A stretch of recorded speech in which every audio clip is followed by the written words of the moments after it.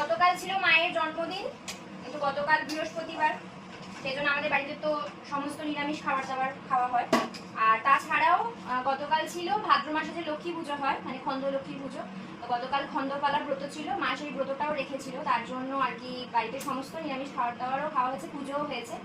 তো আজকের আমি সেই জন্য মাকে একটু চিকেন বানিয়ে খাওয়াবো।